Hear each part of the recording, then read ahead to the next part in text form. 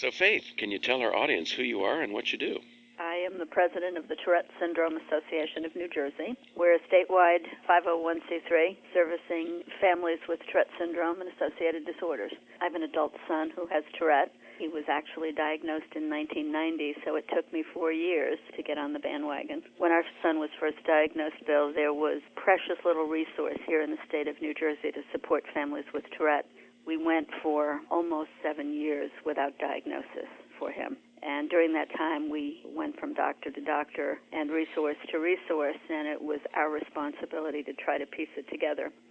Because, frankly, Tourette syndrome is very misunderstood. It's underdiagnosed, misdiagnosed, and unfortunately, it is mishandled by the media. It was once thought to be a rare disorder, and we're finding that that's not the case at all. 1 in 200 children or adults shows a partial expression of the disorder. That is at one end of the spectrum. Minimal symptoms, and certainly not debilitating or not disabling. About 200,000 Americans have full-blown Tourette syndrome. And here in New Jersey, that equates to about 7,000 individuals. So you started this organization with just a couple of families. You've grown it for a while. How long ago was it that you met Allan Gorman? I met Allan in probably 1997, and I saw an ad in the newspaper for the Art Directors Club of New Jersey. They had launched a new program called Deeds for Needs, and the idea was that members of the Art Directors Club would do pro bono work for worthy nonprofit organizations. So, being a salesperson at heart, I immediately picked up the telephone and left word that I was interested. And the next day, the president of the Art Directors Club called me back, and that was Allan Gorman. So when you came to Allan and you thought that what you needed was a brochure, he didn't immediately say, okay, I'll go get you a brochure and make it, which might have been the easier thing to do on a pro bono case. What did he actually do with you?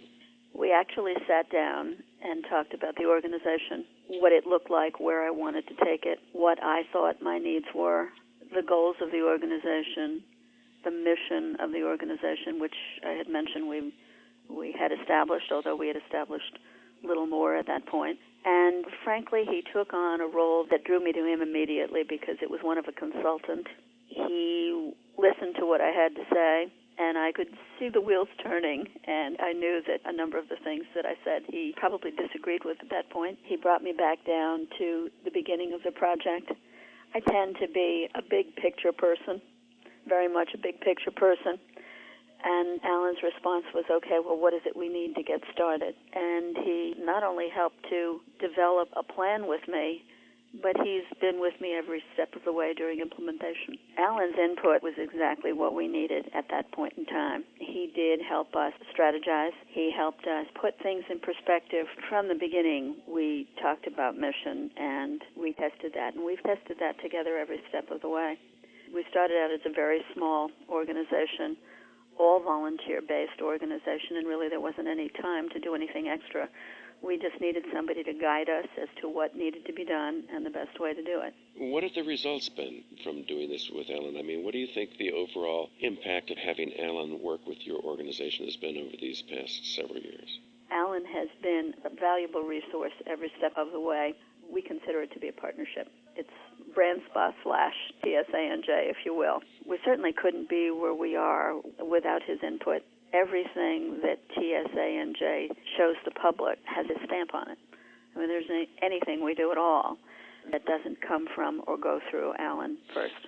What would you recommend to any CEO of an organization, whether it's not-for-profit or for-profit? Why do you think they should use Allan? I think that the most important thing that Allan has brought to us is professionalism and understanding of his business and understanding of our business.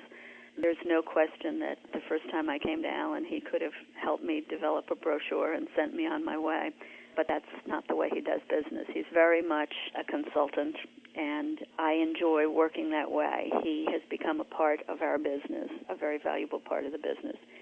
He's helped us reinvent where appropriate, and he's been with us through the entire implementation process. I don't think you can ask for much more than that. So on a scale of 1 to 10, 10 being best, how would you rate this work with Allan over the past so many years? I would say that he's our 10. And the results of all this has been that your organization has come from 4 people back in 1994 to Where are you now? There are about 3,000 member families. Wow, and that's so you've gone from 4 to 3,000? Yeah, it's an interesting number, though, Bill, because those are the names that we've captured, and these are the folks who've said, we absolutely want to be on your mailing list. With other folks, we just kind of help them on the fly, and they've never quite hit the list. So that's just the smallest I think portion. so. Well, here's an interesting comment on that. We give a scholarship every year to a graduating high school senior diagnosed with Tourette syndrome. Last year, we had 35 applications for the scholarship. 32 of the family names were not on our membership list. Oh, wow. So that 3,000 really may be a small indication it's a very small number of the people that you really serve in one way or another. We're in a very wonderful place right now, Bill. We have received funding from the state of New Jersey to establish a Center of Excellence for Treatment of Tourette Syndrome and Associated Disorders. It's the very first state-funded center in the country. It is modeled after the Yale University TS Center, as well as loosely modeled after the TS program at Children's Hospital in Philadelphia. We expect that it's going to make a huge difference in the life of families living with Tourette syndrome. If there was one thing that you thought people should know about working with Allan, what would that one thing be? Of all the things, all the gifts that he's got to provide and the skills that he's got to offer, what's the one thing that you think people should know about Allan Gorman? Our organization looks upon Allan as a member of the management team, and it's hard not to look at him that way, considering the contributions that he's made to us through the years.